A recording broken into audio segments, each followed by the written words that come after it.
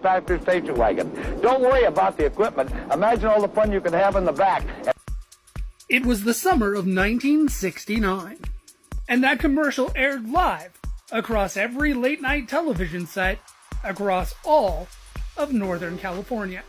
Now, if you haven't actually watched that commercial, go back over to my profile, go back one video, you can watch the entire thing.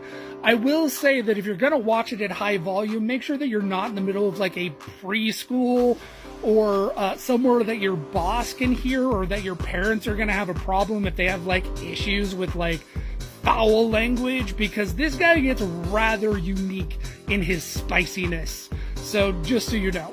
So that was Chick Lambert. And the dog on the hood, well, the dog's name was Storm. Lambert was a longtime spokesman for Ralph Williams Bayshore Chrysler Plymouth in San Francisco.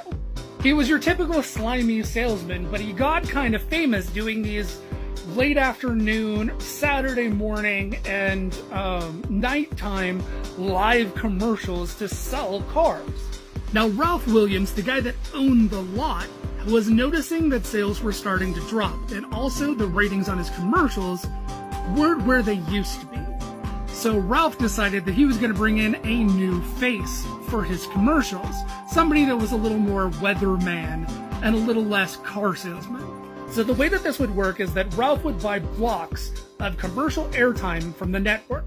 So let's say every Thursday night at 10:05, his dealership would get a certain amount of time to jump in and do a commercial, but they had to do it live.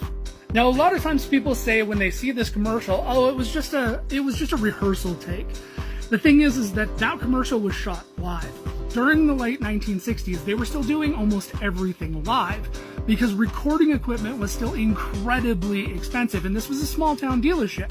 In many cases, even regular TV shows being done by the network were still being shot live. So Ralph Williams was obviously a rich prick who owned the dealership, and he didn't really want to wait around until 10 o'clock for Chick to finish filming. But in a typical rich narcissistic asshole move, he calls Chick in and lets him go, letting him know that you're just no longer needed around here because we've already hired your replacement. So hurry up, go clean out your desk. I gotta get out of here. It's 3 o'clock and my mistress is having her boobs rotated. Oh, and one more thing. Tonight you're filming that last commercial block. Then Ralph loaded up in his car and went home for the weekend. But honestly, I hope Ralph plowed his mistress like a farmer with a new tractor, because when he came in on Monday, the FCC fines and that phone call from the news station had to have been rough.